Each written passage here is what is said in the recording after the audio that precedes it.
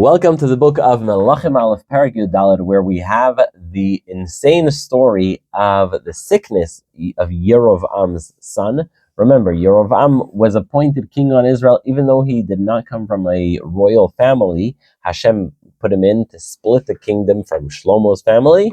And so Yerovam is there, but he's there on the condition that he serves Hashem.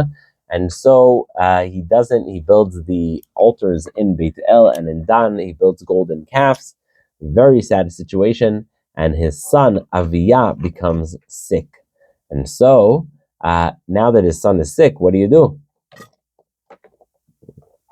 So he tells his wife, go get dressed up, put on a costume so that no one knows you're the queen, and go now to Shiloh.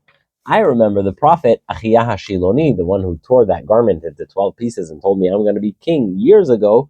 He was a nice guy. Maybe he can tell me how I can heal my son Aviyah, and maybe we'll find a way to save our son. Take with you a lot of bread, honey, and he'll tell you what's going to happen. And so that's exactly what she does. She goes to Shiloh, which is closer to Yehuda's territory, and she comes to the house of Achiyah HaShiloni, which is referred to as either Achiyah or Achiyah HaShiloni, who has gone blind since. Wow. So he's blind, but he may be blind, but he knows what's going on. And so as the messenger, as the wife of Yerovam is coming on her way to the house of the prophet, Achiyah HaShiloni, Hashem tells Achiyah, hello, you have a guest coming your way. Who is this guest coming your way? It is the wife of Yerovam, and she has news for you. And so, just FYI, she's coming, she's going to say this, and she's dressed up, so you won't know she's a queen. As she sets her feet at the doorstep, Achiyahu spoils the surprise element that she has because she's dressed up, and he says, "Please come in, the wife of Yerovam. Why are you? Why hide yourself? I'm ready to talk to you." So right away she knows that her cover has been blown, and he delivers the answer to her: will her son be healed or not? Good question. Will her son? What do you think? Will her son be healed? Well, here comes your answer. He says, "Go tell your husband, since I have brought you up to be the king of Israel, even though you came from a pretty modest background, I have ripped the kingdom off the house of David and given it to you, but you didn't keep the faith. You didn't do what's good in my eyes. Not only have you not done good, but you have done worse than anyone before. You've built avodah zarah. You've built these altars, etc., all this avodah zarah. You've thrown me aside and you worship avodah zarah. Well, newsflash, I will bring terrible things on the house of Yerovam, and there will be no survivors. There will be nobody who is going to be a survivor of this, and the ending of their lives will be in brutal ways, and they will not get a proper burial.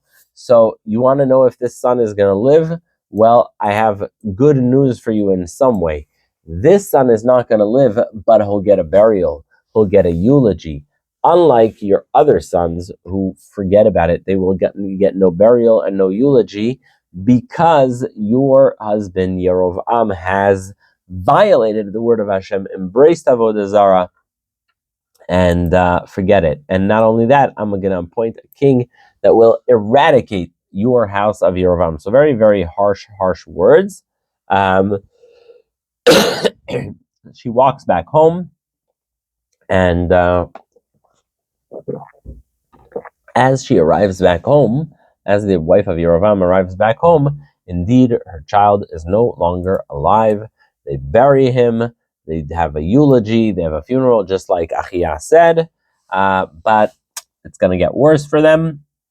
Yerovam then passes away after 22 years of being king, and his son Nadav becomes king. What you're going to have from now, pretty much to the end of Melachim Bet, is a split screen. What's the split screen? The split screen is, on the one hand, you have the kingdom of Yehuda. On the other hand, you have the kingdom of Israel. two stories that we're following along. They're both close to our hearts, but they are a split kingdom. They're two different countries. You have the kingdom of Yehuda, the kingdom of Israel. They always have two separate kings. It gets confusing because those kings have different amounts of years that they're kings that don't necessarily overlap. And the kings are different, the years are different. So just brace yourself for this split screen between Yehuda and Israel. So get ready for that. So we have Yerovam. He finishes his term after 22 years. Next, we have Rechavam, who has been the king of Israel for 41 years. That's 1 year longer than David HaMelech and Shlomo. So he is... Rechavam is king for 22 years, and he's the son of Naamah Ammonit, and he also worships immense amounts of Avodah Zarah in his days. They built the altars for Avodah Zarah, they plant the trees for Avodah Zarah. There's Avodah Zarah everywhere, all over the place, packed with Avodah Zarah. Really terrible things, bad stuff. Not going to mention it all, but things that not acceptable, as we would say. In the 5th year of the king Rechavam, think about this for a second. 5 years after Shlomo dies, 5 years, that's it. His son is king. Guess what happens? The king of Egypt, Sheshach, comes to Jerusalem from Egypt, and he plunders all of the gold and silver and treasures. Think about that. Shlomo accumulated the most insane amounts of gold and silver, and now, just 5 years later after he dies, 5 years into the kingdom of Rechavam, poof, it's all gone. Sheshach, king of Egypt, comes and he just takes everything, all the gold. So what does the king do? The king Rechavam says, okay, if gold was stolen, let me make stuff from copper. And that's in fact what he does.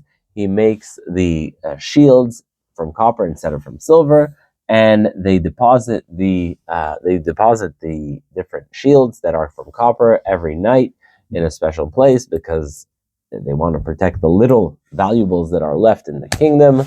That is the kingdom of Rechavam, and it says there's been always this tension between Rechavam and Yerovam, and Yerovam, son of Naamah Ammonit, dies, and his son Aviyam is now the king. That is the story of the chapter 14, Melachim I, a sad chapter. It begins with Yerovam's son Aviyah being sick, Yerovam's wife going to inquire with the prophet Achiyah HaShiloni to see if there's going to be any improvement in that situation. Then we see there is this harsh prophecy from Achiyah HaShiloni saying basically, my only good news is that the son won't live, but he'll have a decent funeral and a burial. And next, you are going to have a terrible fate to your family, he says. And that's in fact what happens. Yerovam is king for 22 years. Rechavam is for 40 years. But all the gold and silver of the Beit HaMikdash are plundered by Sheshach, king of Egypt. The rest will be continued in the next chapter, Parak Tet Vav 15.